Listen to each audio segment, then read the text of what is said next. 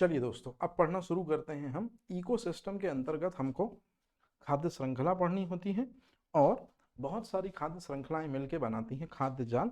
इनके बारे में समझना होता है। तो शुरुआत करते हैं आज की कहानी। कहानी में कुछ भी नहीं है, जो सामने आपको चीजें दिख रही हैं, बस आपको चीजें अच्छे से समझनी है। सबसे पहले आपको इस चित्र में एक चीज जो दिख रही होगी, मैं बेसिक से शुरू करता हूँ। वो चीज है ये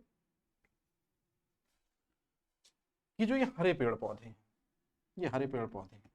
ये बताइए कौन सी ऊर्जा को लेंगे और फोटोसिंथेसिस करेंगे? तो प्रकाश संश्लेषण प्रक्रिया के द्वारा पेड़ पौधे अपना भोजन बनाएंगे। तो मैं यहाँ शॉर्ट में बस ये वर्ड लिख दे रहा हूँ, प्रकाश संश्लेषण। तो प्रकाश संश्लेषण प्रक्रिया द्वारा हरे पेड़ पौधे अपना भोजन बनाते हैं। आया ना? ठीक।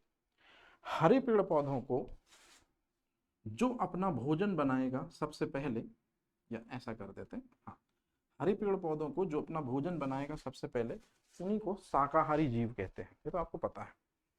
शाकाहारी जीव को जो अपना भोजन बनाएगा, निवाला बनाएगा, तो मांसाहारी जीव कहते हैं। अब आप देखिए, यहाँ पर शाकाहारी जीव के लिए हम वर्ड यूज करते हैं प्राइमरी कंज्यूमर, और मांसाहारी के लिए द्वितीयक उपभोक्ता। ये तो शायद आपको समझ में आ रहा होगा। मांसाहारी जीवों को दूसरे मांसाहारी जीव भी खा सकते हैं। जैसे भाई मेंढक को सांप ने खा लिया, तो वो सांप जो है वो तृतीयक उपभोक्ता हो गया, टर्सरी कंज्यूमर हो गया। ये तो आपका बेसिक एकदम क्लियर है। अब अगर मैं बोलूं कि सांप को बाज ने खा लिया, तो अब इस कैटेगरी में जो सबसे शीर्ष में होगा, जो सबसे टॉप में होगा, वो निश्चित रूप में कहलाएगा शीर्ष मांसाहारी। अरे हाँ या ना? और हो सकता है कि इसको इंसान खा ले, तो अब ये फूड चेन जो है ये आगे बढ़ जाएगी और अगला उपभोक्ता जुड़ जाएगा। तो अगला उपभोक्ता कौन सा हो जाएगा? पंचम उपभोक्ता हो जाएगा मनुष्य। लेकिन अभी इस खाद्य श्रृंखला को यही समझाने के लिए शीर्ष मांसाहारी मतलब यही था। और इसके बाद ये जब है मर जाएगा, ये जब मर जाएगा, या ये सब भी मर जाएंगे, ये की इनकी भी बात कर रहा हूं। मतलब जहां से खाद्य श्रृंखला शुरू हुई थी वो भी अगर मर जाए, और निश्चित रूप में ये सब भी अगर मर जाएं, तो निश्चित रूप में ये मर जाएंगे तो कहाँ आएंगे? अर्थ के कांटेक्ट में।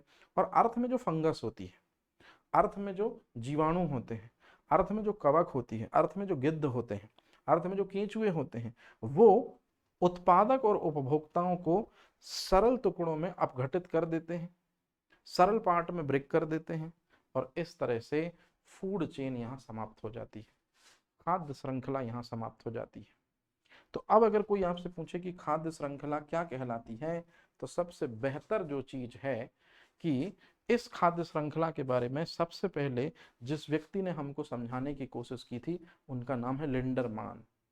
और लिंडरमान ने यह बताया था कि सूर्य की ऊर्जा को पेड़ पौधे यूज करते हैं, पेड़ पौधे अपनी ऊर्जा को स्थानांतरित कर देते हैं किसके अंदर? ग्रासोपर के अंदर, क्योंकि भोजन के रूप में ग्रासोपर ही पेड़ पौधों को एक्सेप्ट करता है। ग्रासोपर की एनर्जी चली जाएगी मेंढक के अंदर, मेंढक की एनर्जी चली जाएगी स्नेक के अंदर, स्नेक की एनर्जी चली जाएगी निश्चित रूप में कहाँ पर? बाज के अंदर। बाज जो है जब इसकी डेथ होगी तो ये डिकम्पोज हो जाएगा, और फिर से वही एनर्जी जो है वो वातावरण में रिलीज हो जाएगी। तो इस तरह से ये एनर्जी एक सिस्टम के जरिए कंटिन्यूअस आगे बढ़ती जाती है। प्रत्येक पोषण स्तर में, प्रत्येक जीव में ये एनर्जी आगे बढ़ती जाती है। इस स्टेटमेंट को सबसे पहले समझाने की कोशिश की थी लिंडरमान ने। मतलब लिंडरमान वो साइंटिस्ट हैं जिन्होंने सबसे पहले हमको खाद्य श्रृंखला के बारे में अवगत कराया था, और खाद्य श्रृंखला को टोटल एक चक्रीय व्यवस्था के रूप में इन्होंने बतलाया था।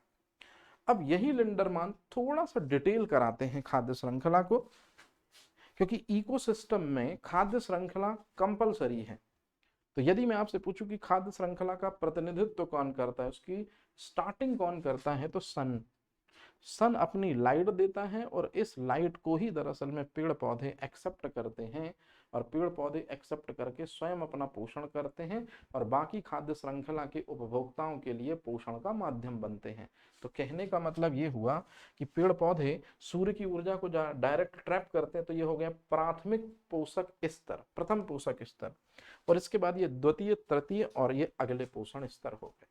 तो आपको ये याद रखना है कि प्रतिनिधित्व घटक सूर्य है, फिर सूर्य के बाद उनकी ऊर्जा को यूज करते हैं जो लोग, उनको कहते हैं अपन उत्पादक, मतलब पेड़ पौधे।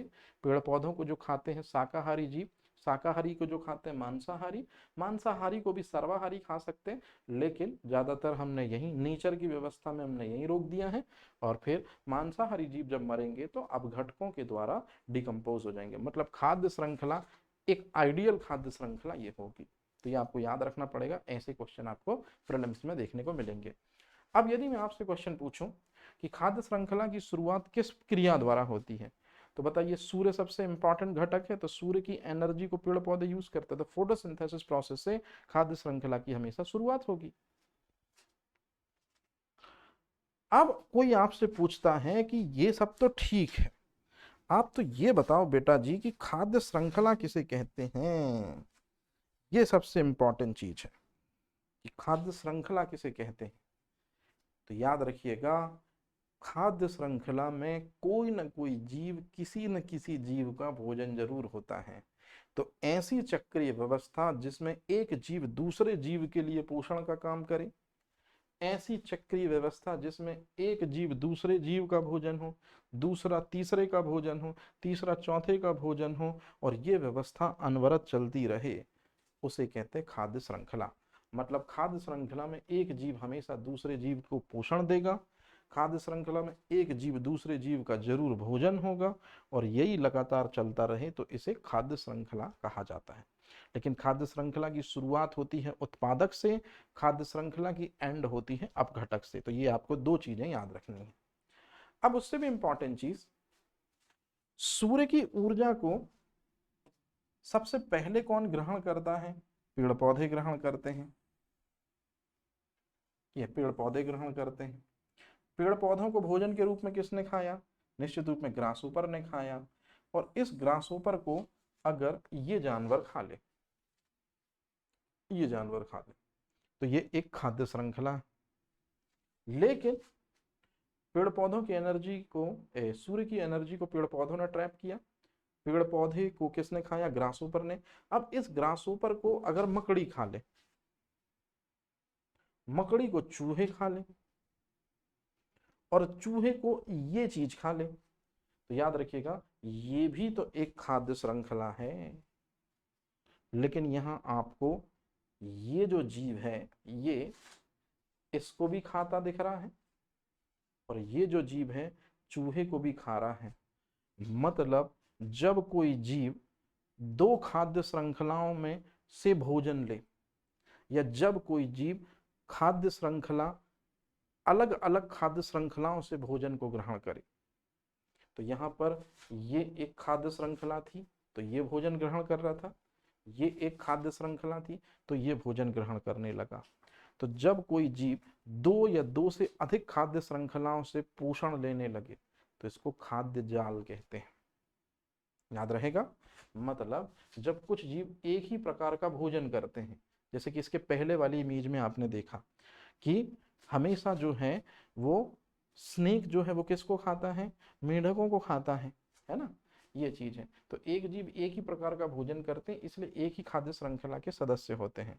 लेकिन कुछ जीव पृथक पृथक पदार्थों का भोजन करते हैं, जैसे ये इसको भी खाता है और ये इसको भी खाता है। तो इसका मतलब है कि कुछ जीव, मतलब जैसे ये चीज जो है पृथक पृथक प्रकार का भोजन करते हैं, जैसे ये इनको भी खा रहा है और ये इनको भी खा रहा है, तो इसलिए विभिन्न खाद्य श्रृंखलाओं के सदस्य होते हैं। तो ये जो मेंबर है ये दो खाद्य श्रृंखलाओं का मेंबर है, इसलिए ये चीज कहलाती खाद्य जाल। जब बहुत सारी खाद्य श्रृंखलाएं आपस में मिलती हैं तो निश्चित रूप में क्या बनता है? खाद्य जाल बनता है।